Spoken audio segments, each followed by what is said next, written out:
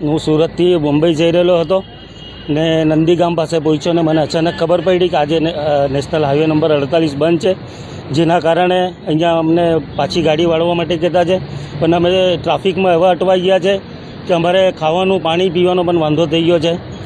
અહીંયા પોલીસ દ્વારા માહિતી મળી કે આગળ કોઈ આંદોલન છે ચારોટી પાસે, જેના કારણે આ ટ્રાફિક અટકાવવામાં આવ્યું છે અને કાલે પણ આ જ પરિસ્થિતિ રહેશે। હવે આ નેશનલ હાઈવે નંબર ક્યારે ચાલુ થશે ને બોમ્બે ક્યારે પહોંચીશ, મને બહુ તકલીફ પડી રહેલી છે આ વસ્તુને ને મારે સરકારશ્રીને નમ્ર વિનંતી છે कि आज नेशनल हाईवे नंबर 48 से जल्दी से जल्दी चालू करावे।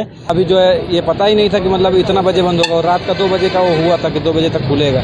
तो अभी दिक्कत है कि मतलब हम लोग को जैसे कितनी गाड़ियाँ हमारी कंपनी की हैं कि तो उसको घुमा दिया गया वापस गुजरात में, और हम लोग तो इधर साइड में खड़े हैं, तो यहाँ खाना पीने का भी दिक्कत है।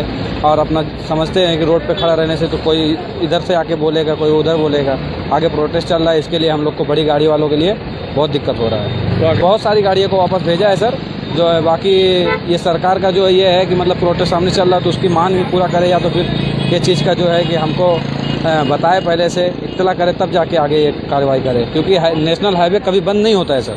और आज अभी ये बंद हुआ तो इसके वजह से बहुत ड्राइवरों को तकलीफ है और आम आदमी को भी तकलीफ है। ऐसा नहीं ड्राइवर को ही तकलीफ है, फिर 4 व्हीलर को ही जाने दिया जा रहा बस, और बाकी कोई गाड़ी को नहीं जाने दिया।